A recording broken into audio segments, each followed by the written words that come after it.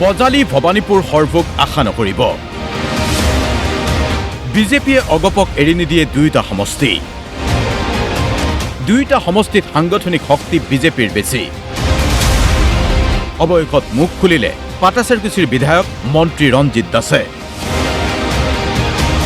ভবানীপুৰ সৰ্বক অগপই বিচৰাৰ চৰ্চাৰ মাজতেই মুখ খুলি মন্ত্ৰী ৰঞ্জিত দাসে ক'লে, দুয়োটা সমষ্টিতেই সাংগঠনিক স্থিতি মজবুত আছে বিজেপিৰ।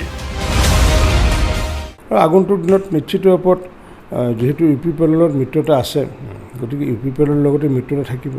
ইয়াৰ উপৰি ফ্ল'ৰ বা কোঅৰ্ডিনেশ্যন যিহেতু বি পি এফৰ লগত আছে, পোনপটীয়াকৈ মিত্ৰতা নহ'লেও যে বিধানসভাৰ ক্ষেত্ৰত যাতে ফ্ল'ৰ কোঅৰ্ডিনেশ্যন থাকে, গতিকে তেনেকুৱাকৈ আগন্তুক দিনত ৰাষ্ট্ৰীয় সমিতি ৰাজ্যিক সমিতিয়ে যিটো সিদ্ধান্ত লয় সেইটো সিদ্ধান্তৰ আধাৰতে হ'ব। কিন্তু নিশ্চিত ৰূপত যেতিয়া বি টি এ ডিৰ পৰিৱেশ যেতিয়া 40টাকৈ ছিট আমি জিকিবলৈ পাৰিম, নিশ্চিত ৰূপত ইয়াৰ প্ৰভাৱটো সুন্দৰ প্ৰভাৱ পৰিব আৰু তেতিয়া 10টা সমষ্টি আমি আগন্তুক দিনত আমাৰ মিত্ৰজোঁটে আমি আজৰি আনিব পাৰিম বুলি মই দৃঢ় বিশ্বাসী। সমষ্টি পুনৰ গঠনৰ পিছত বজালি সমষ্টি হৈছে। ভবানীপুৰ সৰ্বক নতুন সমষ্টি হৈছে। মন্ত্ৰী ৰঞ্জিত দাসৰ পচন্দ কি? ক'লে দলে য'তেই দিয়ে তাতেই নিৰ্বাচন খেলিবলৈ সাজু, নিদিলেও কোনো কথা নাই। মোক টিকট দিলে দলেহে টিকট দিব।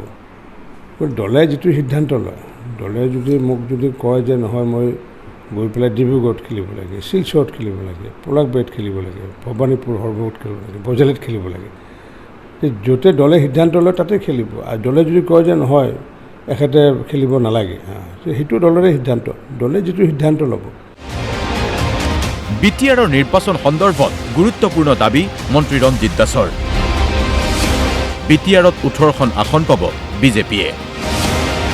বি টি আৰৰ 10টা বিধানসভা সমষ্টি দখল কৰিবলৈও সাজু মিত্ৰজোঁট। মূলতঃ বি টি আৰ নিৰ্বাচনত চৰকাৰ গঠনৰ লক্ষ্য নহয়, মূলতঃ বিধানসভাত 10টা সমষ্টিহে টাৰ্গেট মিত্ৰজোঁটৰ।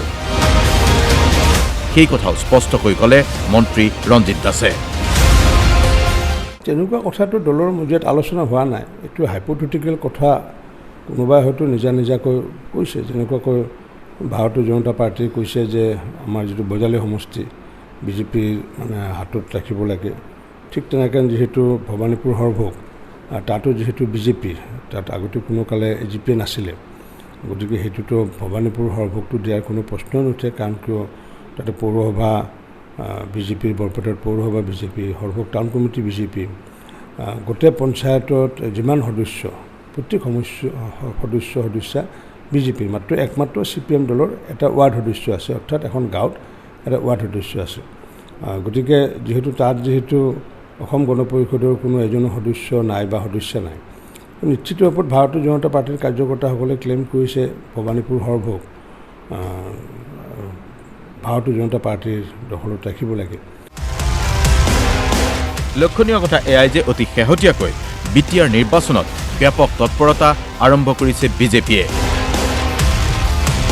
বিজেপিয়ে আৰম্ভ কৰিছে মিছন বি টি আৰ, যাৰ বাবে প্ৰমোদ বড়ো নেতৃত্বাধীন ইউ পি পি এল আৰু হাগ্ৰামা মহিলাৰী নেতৃত্বাধীন বি পি এফ দলৰ সৈতে সৌহাৰ্দ্যমূলক সম্পৰ্কৰ মাজত নিৰ্বাচন খেলাৰ পোষকতা কৰিছে মন্ত্ৰী ৰঞ্জিত দাসেও। বজালিৰ পৰা প্ৰণৱ কুমাৰ গোস্বামীৰ ৰিপৰ্ট DY 365।